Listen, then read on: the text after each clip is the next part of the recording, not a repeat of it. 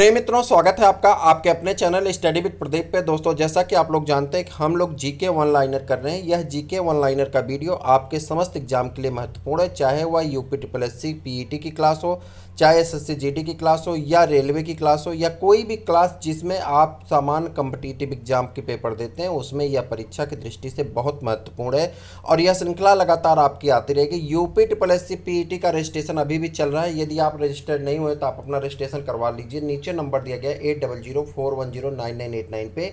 इस नंबर पे जाकर के आप चैनल को रजिस्टर्ड कर लेंगे तो आपको यहाँ पे व्हाट्सअप करके आप हमारे साथ जुड़ सकते हैं, जिससे यूपी टीईटी के फ्री बैच में आपको शामिल कर दिया जाएगा। टारगेट है यूपी पीईटी का जो है, यूपी पीईटी, शायद मैंने इसके पहले टीईटी बोला था, नहीं तो UP PET exam, UP triple S C PET exam का जो टारगेट है वो 90 प्लस रखा गया है, 90 प्लस रखा गया। और इसमें आपका वेलकम है। तो जल्दी से अपने चैनल को करिए सब्सक्राइब और दोस्तों को करिए शेयर। यहाँ पे दो चैनल हैं, स्टडी बायो स्टडी पॉइंट और स्टडी विद प्रदीप। ये दोनों चैनल अपना ही चैनल है। तो इन दोनों चैनल पर अगर आप बायोलॉजी से रिलेटेड क्लास वगैरह लेना चाहते हैं तो आपको बायो स्टडी पॉइंट पे जाना होगा, ठीक है। और वन लाइनर जीके की क्लास आपकी यहाँ पे स्टार्ट की जा रही है। तो वैदिक काल से हम लोगों को पढ़ना था, ठीक है। चलिए देखते हैं। उत्तर वैदिक काल में इंद्र के स्थान पर प्रिय देवता प्रजापति हो गए थे। देखिए, ऋग्वैदिक काल हमने पढ़ लिया, वहाँ पे जो प्रिय देवता थे वो कौन थे? इंद्र थे। और यहाँ जैसे उत्तर वैदिक काल आया, प्रिय देवता चेंज हो गए और यहाँ से इंद्र के स्थान पे कौन हो गए? यहाँ पे प्रजापति हो गए। प्रजापति जो है वो प्रिय देवता हो गए उत्तर वैदिक काल में। विष्णु के 3 पगों की कल्पना का विकास उत्तर वैदिक काल में मिलता है। यानी विष्णु के जो 3 पगों की कहानी सुनी गई है कि वो 3 पग में पूरी पृथ्वी नाप दिए थे, तो इसका जो उत्तर है वो कहाँ से मिलता है? वैदिक काल में। हालांकि किसी किसी बुक में ऋग वैदिक काल भी दिया गया है, ये कभी पूछा नहीं जाता है, तो आप याद रखेंगे वैदिक काल लगा देंगे, वैदिक काल उसमें आंसर रहेगा, तो आप आराम से लगा सकते हैं, ठीक है। उत्तर वैदिक काल में राजा को उत्तर वैदिक काल में राजा के राज्याभिषेक, जब राजा का राज्याभिषेक होता, मतलब जब वो राजा बनता है तो उसको टोपी मुकुट पहनाया जाता है ना, तो उसको कुछ शपथ लेना होता है। जैसे हमारे यहाँ के प्रधानमंत्री, मुख्यमंत्री जब होते हैं, राज्यपाल होते हैं, तो वो क्या करते हैं? शपथ लेते हैं, ठीक है। तो उनको जब शपथ लेना होता तो उस समय जब राजा, उत्तर वैदिक काल में जब राजा का राज्याभिषेक होता था तो उस समय क्या करते थे? राजसूय यज्ञ होता था। कौन सा यज्ञ होता था? ये प्रश्न कई बार पूछा गया। तो कौन सा यज्ञ होता था? राजसूय यज्ञ, ठीक। राजसूय यज्ञ का अनुष्ठान किया जाता था। उत्तर वैदिक काल में वर्ण व्यवस्था कर्म के बजाय जन्म आधारित हो गई। जैसे देखिए, ऋग वैदिक काल में वर्ण व्यवस्था का उल्लेख मिलता है 10वें मंडल में। वर्ण व्यवस्था पुरुष सूक्त में मिलता है। वर्ण व्यवस्था का उल्लेख कहाँ मिलता है? ऋग्वेद के 10वें मंडल के पुरुष सूक्त में। तो वहाँ पे बताया गया कि जो वर्ण व्यवस्था थी वो किस पे थी? कर्म के आधार पे थी। यानी अगर आप शिक्षा दीक्षा का काम करते हैं तो आप क्या हैं? जल्दी बताइए। तो आप ब्राह्मण हैं। यदि आप युद्ध में यानी सैनिक हैं तो आप क्षत्रिय होते थे। किसमें? ऋग वैदिक काल में। उसके बाद क्या होता था? वैश्य, शूद्र, सबके अलग अलग काम बटे होते। लेकिन जब ये उत्तर वैदिक काल में आया तो जन्म आधारित हो गई। यानी ब्राह्मण का पुत्र ब्राह्मण, क्षत्रिय का पुत्र क्षत्रिय, वैश्य का पुत्र वैश्य, शूद्र का पुत्र शूद्र। चाहे वह शूद्र का पुत्र कितना भी बड़ा ज्ञानी क्यों ना हो, वह ब्राह्मण का पुत्र कितना भी बड़ा धनुर्धर क्यों ना हो, वह वैश्य का पुत्र कितना भी बड़ा पंडित क्यों ना हो, लेकिन इस सब चीज़ों की कोई मतलब नहीं थी। उसका आधार क्या हो गया? जन्म आधारित हो गया। आज भी यही चलता है, जन्म आधारित है। हमारे यहाँ ब्राह्मण कुल में कोई पैदा हुआ तो ब्राह्मण है, क्षत्रिय में पैदा हुआ क्षत्रिय है, वैश्य में पैदा हुआ वैश्य है। भले वो किसी कर्म का ना हो, उससे नहीं मतलब है, लेकिन कुल के हिसाब से उसमें क्या होगा? तो जन्म आधारित होगी। यानी जिस जन्म में पैदा हुआ, जिस घर में, परिवार में पैदा हुआ, उस आधार पर उसकी जात निर्भर कर दी जाती है, निश्चित कर दी जाती है। उत्तर वैदिक काल में हल को सिरा तथा हल रेखा को सीता कहा जाता था। हल को सिरा और हल रेखा को सीता कहा जाता था, कोई मतलब नहीं। उत्तर वैदिक काल में निष्क और शतमान मुद्रा की इकाइयाँ थी। ये याद रखिएगा, उत्तर वैदिक काल में निष्क और शतमान मुद्रा की इकाइयाँ थी। कौन कौन? निष्क और शतमान जो थी ये क्या थी? मुद्रा की इकाइयाँ थी। कौन कौन? निष्क और शतमान, ये दोनों क्या थी? मुद्रा की इकाइयाँ थी। तो अगर आपसे पूछ लिया जाए उत्तर वैदिक काल की इकाइयाँ हैं तो आप कहेंगे निष्क और शतमान। प्रत्येक दिन कम्युनिटी पे आपके कुछ इंपॉर्टेंट प्रश्न डाले जाते हैं, तो उस प्रश्नों को सॉल्व आप जरूर किया करिए। उससे क्या होगा कि आपके अंदर से कॉन्फिडेंस लेवल थोड़ा सा बढ़ेगा। आसान प्रश्न डाले जाते हैं, जो प्रश्न आप बेसिकली जानते होंगे उन्हीं प्रश्न को डाला जाता है। अगर आप देखते होंगे ज़्यादा लोग आकर के उसमें आंसर करते हैं, और सभी लोग लगभग 80% से ज़्यादा लोग क्या करते हैं? सही आंसर करते हैं। उससे क्या होगा कि आप परसेंटेज देख करके ही आप आकलन कर सकते हैं कि आप का आंसर सही है या गलत है, ठीक है। उसके बाद दूसरी चीज़ यहाँ पे बता दूँ कि ब्रेकिंग न्यूज़ में आपको अक्सर बताया जाता है कि कौन सी जॉब आने वाली है, कौन सी जॉब नहीं आने वाली, क्या है, ये सारी चीज़ें आपको मिलती रहती हैं। और शॉर्ट वीडियो के माध्यम से कुछ आपके एक शॉर्ट वीडियो चलने वाला है। शॉर्ट वीडियो में कट और सत्य करके एक सीरीज आने वाली है, लेकिन अभी उसकी सीरीज प्रिपेयर नहीं है। तो कट और सत्य वाली सीरीज बहुत जल्दी आने वाली, देखते रहते हैं कब आती है। लेकिन उस सीरीज में आप जुड़ेंगे तो आपको बहुत सारी इंटरटेनमेंट की भी चीज़ें मिलेंगी और बहुत सारे राजनीतिक पहलुओं के फैक्ट मिलेंगे। साथ में बहुत सारी फैक्ट ऐसे मिलेंगे जो शिक्षा जीवन से जुड़े हुए होते हैं, और बहुत सारी शायरी, कोटेशन आपको मिलेंगे, मोटिवेशनल कोट्स, तो वो आपको बहुत लाभ देंगे। तो आप चैनल से जुड़ेंगे तो आपको चैनल से जुड़ी हुई बहुत सारी चीज़ें आपको मिलने वाली। ठीक है, आगे बढ़ जाएं। सांख्य दर्शन भारत के सभी दर्शनों में सबसे प्राचीन है। सबसे प्राचीन दर्शन आपसे पूछा जाता है कौन सा दर्शन है जो सबसे प्राचीन है। सांख्य मुनि द्वारा रचित सांख्य दर्शन जो है सबसे प्राचीन दर्शन है। इसके मूल तत्व 25 है, जिसमें से प्रकृति एक पहला तत्व बताया गया। प्रकृति को पहला तत्व बताया गया। प्रकृति मतलब आप जानते हैं जिसे हम लोग देवता मानते हैं, प्राकृतिक तत्वों को हम लोग देवता मानते हैं। तो प्रकृति को क्या माना गया है, एक पहला तत्व माना गया। प्रकृति क्या है, पहला तत्व है। ठीक है, इसमें जल है, वायु है, मंडल है, सब कुछ है। सत्यमेव जयते मुंडकोपनिषद से लिया गया। कहाँ से लिया गया, सत्यमेव जयते मुंडकोपनिषद से लिया गया है।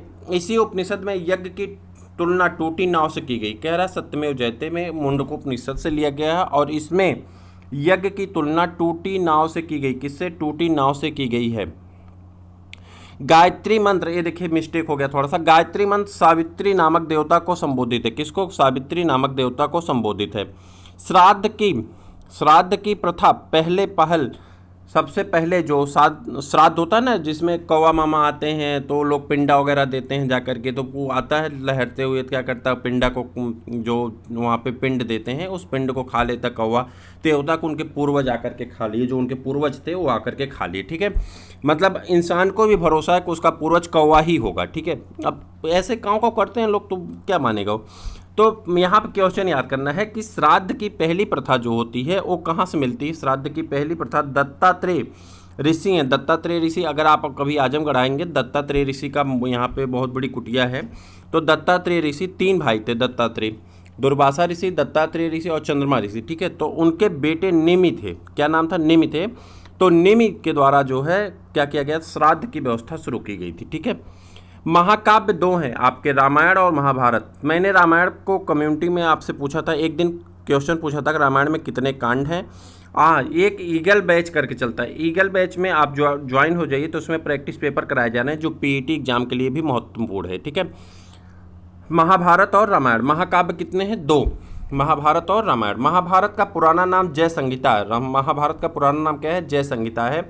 और गोत्र नामक संस्था उत्तर वैदिक काल में हुई। गोत्र के बारे में आप सुनते हैं, गोत्र की कहानी आपने सुना होगा। जालियान-ए-लल्बी, अगर पिक्चर आप देखे होंगे तो जालियान-ए-लल्बी में पूछता है, जो कातिल होता है उस कातिल को पकड़ के लाता है जो मारा रहता है, तो दरोगा उससे पैसा वैसा ले छोड़ देता है ना। तो आपने देखा होगा जालियान-ए-लल्बी 2 में। तो अक्षय कुमार उससे जब पूछता है तो लगातार पूछते जाता, लास्ट में कहता है कि या अल्लाह इसके आगे भी कुछ होता है। तो उसी तरह से गोत्र की व्यवस्था जो हुई, तो गोत्र क्या होता है कि बताता है कि हम किस गोत्र के हैं। ठीक है, तो गोत्र में ये माना जाता है कि एक गोत्र के जितने लोग हैं पूरे ब्रह्मांड में अगर वो लोग पाए जाते हैं तो भाई भाई होंगे, अगर स्त्री पुरुष हैं तो बहन और भाई होंगे। ठीक है, इसीलिए गोत्र में, ब्राह्मण में गोत्र में शादी क्या है, परहेज मानी जाती। ठीक है, गोत्र नामक संस्था उत्तर वैदिक काल में क्या हुई थी, शुरू हुई थी। ठीक, वेदों का संक्षेपीकरण अगर कर लें, थोड़े थोड़े क्वेश्चन जहाँ से पूछे जाते हैं तो उसका संक्षेपीकरण कर लेंगे यहाँ पे। तो सबसे पहले अगर देखेंगे यहाँ पे तो आपको मिल जाएगा कि ऋग वैदिक काल में आ जाएंगे। ऋचाओं के क्रमबद्ध ज्ञान के संग्रह को ऋग्वेद कहा जाता है। कह रहा है ऋचाओं के क्रमबद्ध ज्ञान के संग्रह को क्या कहते हैं, ऋग्वेद कहते हैं। इसमें 10 मंडल हैं तथा इसके पाठककर्ता को होत्र कहा जाता है। क्या कहते हैं, होत्र कहते हैं। इसके 10 मंडल होते हैं और पाठककर्ता को क्या कहते हैं, होत्र कहते हैं। विश्वामित्र द्वारा रचित ऋग्वेद के 3रे मंडल में सूर्य देवता सावित्री को समर्पित गायत्री मंत्र है। कह रहा है कि विश्वामित्र द्वारा रचित ऋग्वेद के 3रे मंडल में सूर्य देवता सावित्री को समर्पित गायत्री मंत्र है। इसके 9वें मंडल में देवता सोम का उल्लेख किया गया है।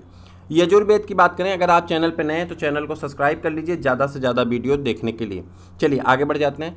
ऋग्वेद में आए, सस्वर पाठ करने के लिए मंत्रों तथा बलि के समय अनुपालन के नियम को, यानी बलि के समय जो नियम होते हैं वो कहाँ पे बताए गए हैं? ऋग्वेद में, यजुर्वेद, माफ करिएगा, यजुर्वेद में बताए गए हैं। सस्वर पाठ तथा मंत्रों तथा बलि के समय अनुपालन के लिए नियमों का संकलन कहाँ पे है? यजुर्वेद में है, ठीक है।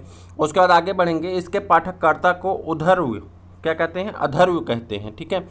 उसके बाद आगे बढ़ जाएंगे तो इसमें बलिदान विधि का वर्णन किया गया है। एक ऐसा वेद है जिसको गद्य और पद्य, गद्य मतलब जिसमें आप लिखा होता है, ये सब चीज़ें गद्य में लिखी गई हैं, और पद्य जिसे आप गा करके पढ़ सकते हैं, जैसे पोयम लिखी जाती है, तो गद्य और पद्य दोनों में है। ज़्यादा बार पूछा जाने वाला प्रश्न यही है कि गद्य और पद्य में रचित वेद कौन सा है, तो आप बताएंगे कौन सा है, ठीक। सामवेद की बात कर लें तो सामवेद, साम का शाब्दिक अर्थ होता है गान। साम का शाब्दिक अर्थ क्या होता है? गान होता है। इसके पाठककर्ता को उद्धात्री कहते हैं, ठीक। इसके संकलन ऋग्वेद पर आधारित है। इसे भारतीय संगीत का जनक भी कहा जाता है। तो बहुत बार पूछा जाने वाला प्रश्न, इंपॉर्टेंट की दृष्टि में कौन आता है? बहुत बार पूछा जाने वाला प्रश्न। इसे भारतीय संगीत का क्या कहा जाता है? जनक कहा जाता है। अथर्ववेद की बात करें तो अथर्वा ऋषि द्वारा रचित वेद को अथर्ववेद कहते हैं। अथर्ववेद कन्याओं को जन्म की निंदा करते हैं। सबसे ज़्यादा इंपॉर्टेंट पॉइंट ये है, कन्याओं की जन्म की क्या करता है? निंदा करता है। ऐतिहासिक दृष्टि से अथर्ववेद का महत्व इस बात में है कि इसमें सामान्य मनुष्यों के विचारों और अंधविश्वासों का वर्णन मिलता है, यानी ये टॉपिक आपकी भी खत्म होती है। अब इसके बाद हम लोग आगे बढ़ेंगे तो यहाँ पर मैं आपको बता दूँ कि इसके बाद तीसरी वीडियो आपकी जो आने वाली है वह वीडियो किसकी आने वाली है? तो जल्दी से बताइए किसकी आने वाली वीडियो? बौद्ध धर्म की। सिलेबस के हिसाब से हम चल रहे हैं बौद्ध धर्म की। इसी के साथ बौद्ध धर्म की क्लास आपकी आएगी, साथ में इसका प्रैक्टिस पेपर भी साथ में ही स्टार्ट हो रहा है। तो प्रैक्टिस सेट आपका स्टार्ट होगा, टॉपिक वाइज उसका प्रैक्टिस पेपर भी चलेगा, तो प्रैक्टिस पेपर करना ना भूलें। और इसके बाद एक इसकी क्लास होगी जीए की, और हिंदी की क्लास भी स्टार्ट होने वाली है। तो ये सभी क्लासेस आपकी स्टार्ट कर दी गई हैं, जल्दी से जल्दी स्टार्ट हो जाएंगी। तो आप देखते रहेंगे तो आपको बहुत सारे लाभ मिलने वाले हैं, ठीक है। फिर मिलेंगे हम लोग किसी और वीडियो में, तब तक के लिए इजाज़त दीजिए। जय हिंद।